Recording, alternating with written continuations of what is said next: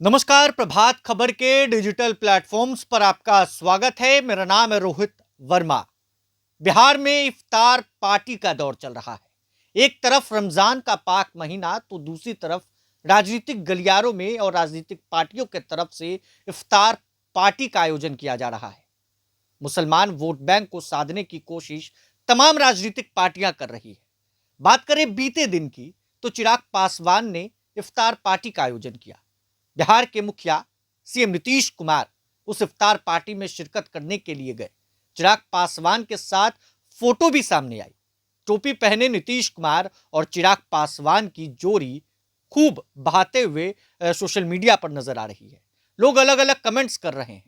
दूसरी तरफ बात करें तो राष्ट्रीय जनता दल के तरफ से भी इफ्तार पार्टी का आयोजन पटना में किया गया।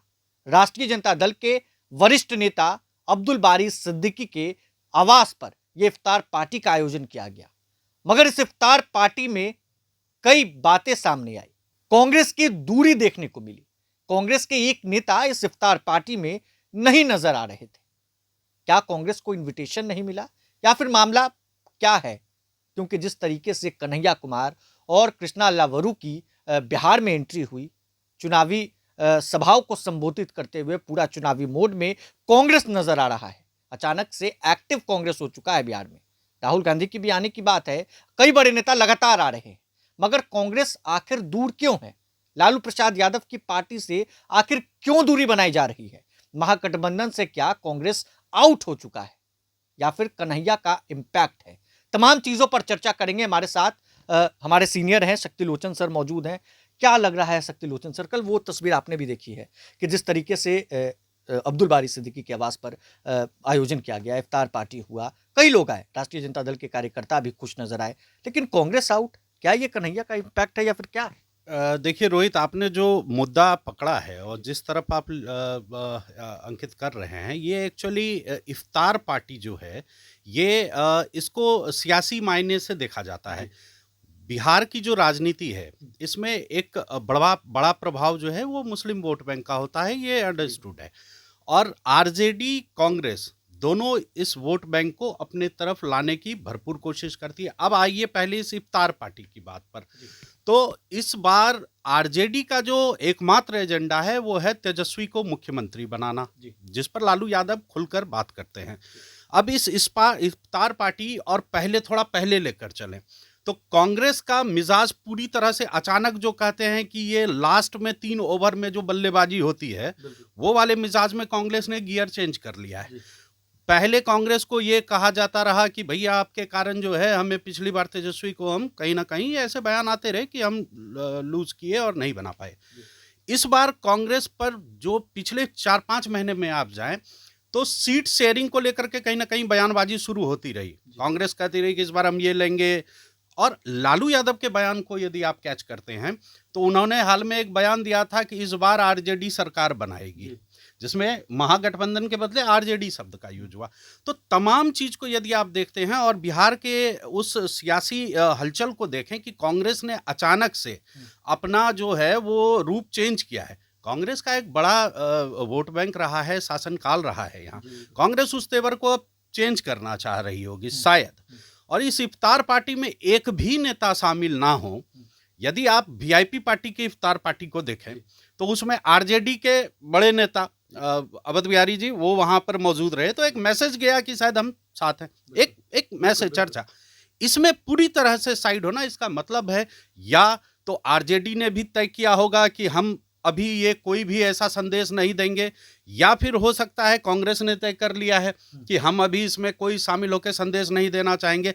शायद ये आगे ऐसा भी देखने को मिल सकता है कि महागठबंधन में हो सके कि ये दोनों एक साथ रहें, लेकिन जो बार्गेनिंग होगी वो टक्कर की हो सकती है, क्योंकि दोनों के अपने अपने दावे होंगे। और फिर एक तरफ ले जाएं, जो अभी आपने बहुत अच्छा मुद्दा छेड़ा, कन्हैया। तो कन्हैया एक्टिव हो चुके हैं बिहार चुनाव में फिर से। कन्हैया को लेकर मिजाज क्या रहता है आरजेडी सुप्रीमो और आरजेडी के तरफ से, ये जग जाहिर है। इस चर्चे को छोड़ देते हैं राजनीतिक पंडितों के ऊपर।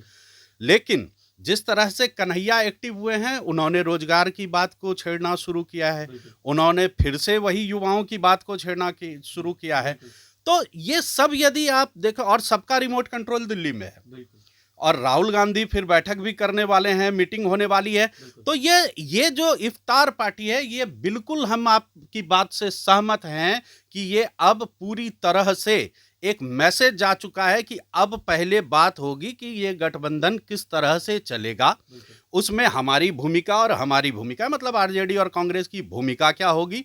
तब तक दोनों अपने अपने तेवर मजबूत करते हुए दिख रहे हैं। नहीं तो यही तमाम पार्टियां हैं जो ये बयान देती हैं कि पर्व त्योहार ये तमाम चीज भाईचारा और मिलन का होता है, लेकिन इस बार पटना में वो मिलन देखने को नहीं मिल पा रहा है। तो आपकी बात से हम कहीं ना कहीं सहमत। मतलब हम कह सकते हैं कि महागठबंधन में इस बार सीट शेयरिंग जो होगा बिहार के चुनाव को लेकर, वो आसान नहीं होने वाला है। कुछ ना कुछ तो जरूर नजर आएगा। कृष्णा लवरू ने भी पिछले दिनों कहा, जब मीडिया उनसे बात कर रही थी तो उन्होंने कहा कि भाई पिछलग्गू बनकर अब हम नहीं रहेंगे। देखिए, ये वही चीज बार बार रिपीट हो रहा है कि हम पिछलग्गू बनकर, एक नया किसी भूमिका में एक नए व्यक्ति को डाला जाता है और जस्ट उससे पहले जो उस पद पर थे उनके बारे में कहा जाता है, जब खुलेआम आरजेडी सुप्रीमो ने कहा कि मैंने इनको जाकर के पैरवी करके बनवाया। मैं आपको बता रहा हूं कि उसके बाद ये आकर के सीधा कहते हैं हम पिछलग्गू बनकर नहीं चलेंगे। मतलब साफ है कि बिहार की राजनीति में आने वाले समय में कांग्रेस को भी पता है कि लालू यादव की पूरा फोकस उनका तेजस्वी को सीएम बनाना होगा, और कांग्रेस से यदि वो चाहेंगे समझौता और कम सीट वगैरह का जो विवाद है, कांग्रेस कभी इस पर तैयार होना नहीं चाहेगी।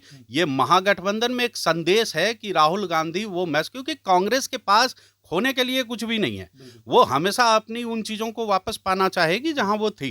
तो ये इसमें ये सीट शेयरिंग इस बार बिल्कुल भी आसान मुझे लगता है कि नहीं होने वाला है।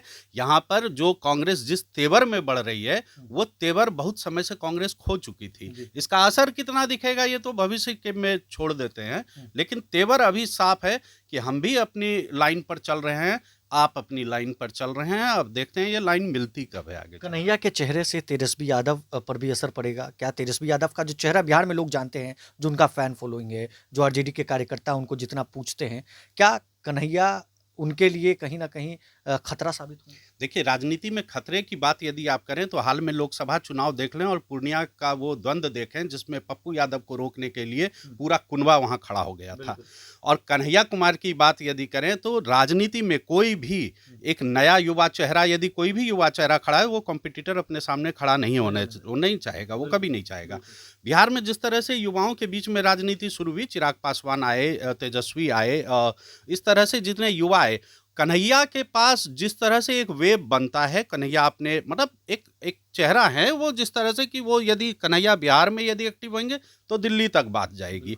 तो वो हो सकता है कि जो वेब तेजस्वी के तरफ मूव कर रहा है वो चार दिशा में बढ़ता हुआ दिखने लगे, तो शायद कहीं ना कहीं आरजेडी इससे असहज महसूस करेगी। और कन्हैया को एक्टिव करना भी ये कांग्रेस ऐसा यूं ही एक्टिव नहीं कर रही है, एक प्लान के तहत कन्हैया को वो एक्टिव करती है।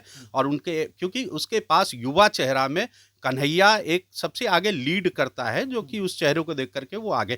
कांग्रेस खेमे में उसका क्या असर है ये कांग्रेस खेमा जाने, लेकिन कन्हैया के आने से कहीं ना कहीं आरजेडी पिछले इतिहास को हम देखें यदि कि मतलब डायरेक्ट ना इनडायरेक्ट ही सही, लेकिन इतना भी दोस्ती याराना दिखने को नहीं मिला।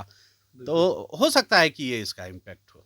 चलिए, तो कन्हैया कितना इम्पैक्ट तेजस्वी के लिए साबित होने वाले हैं और इफ्तार पार्टी में कांग्रेस के नेता नहीं नजर आए, आखिर वजह क्या है ये तो आने वाला वक्त बताएगा। मगर सीट शेयरिंग बिहार के इलेक्शन में यानी 2025 में इसी साल 2 चुनाव होना है, उसमें आसान नहीं होने वाला है।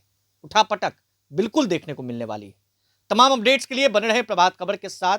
आपका बहुत बहुत शुक्रिया। प्रभातखबर.com, विश्वास वही, रफ्तार नहीं।